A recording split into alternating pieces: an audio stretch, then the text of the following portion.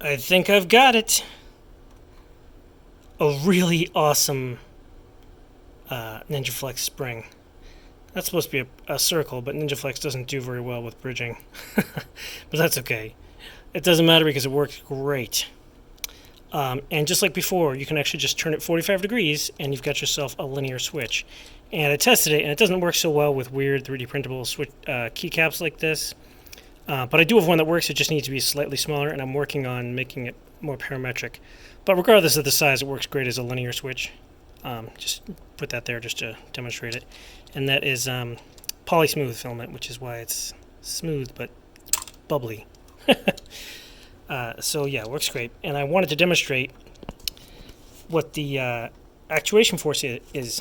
So let me move this to center so because this a pole here. All right, let's see here. I have actually looked at this one. This is the latest design. Let's have a look here. Starting, so we're getting to 50, 56, 60.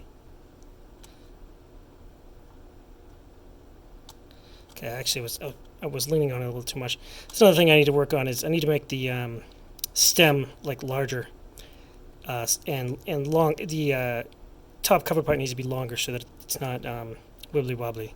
So let's try this again. See that?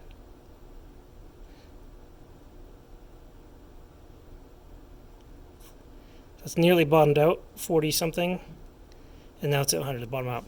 But if you notice, when I start going down, it gets all the way up to about 55, 58, 57, and then it drops.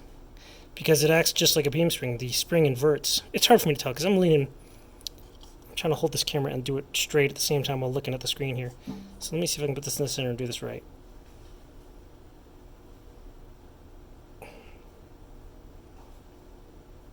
Inverted right there. Oh my gosh, it goes all the way down to 30 something.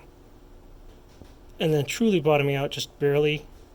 It's about 60 something, 65, 62 maybe. It's hard to tell because I'm releasing tension by trying to hold it steady. Try the 3-finger solution here. Moving down.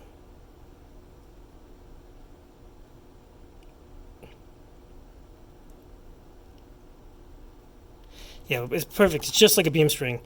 The force curve starts out pretty, it inverts right around like 55 to 62, somewhere around there.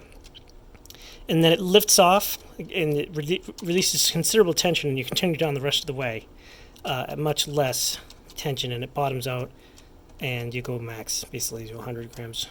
But that's just the max tension. The actual max is more like 68, 70-ish.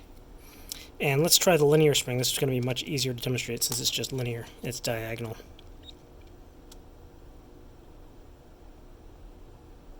Bottomed out at about 68. Somewhere between 59 and 68. It's hard to tell because I'm not really steady with my fingers here on this angle and holding the phone.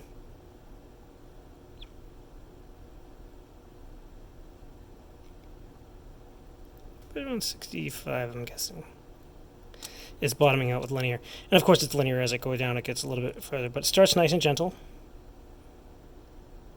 It starts at like 10, actually. Moving down about halfway, 29. Yeah. 60. No, that's actually less than 60. Probably 64. Be good for linear. So that's the same exact spring, for reference, just turned 45 degrees. And for reference, if you turn it 90 degrees so it's facing forward, it works exactly the same. That's just because underside is basically square, as you can see. Underside of the keycap is square, but it feels really great. And I uploaded that STL to Thingiverse. If you got some Ninjaflex, you can.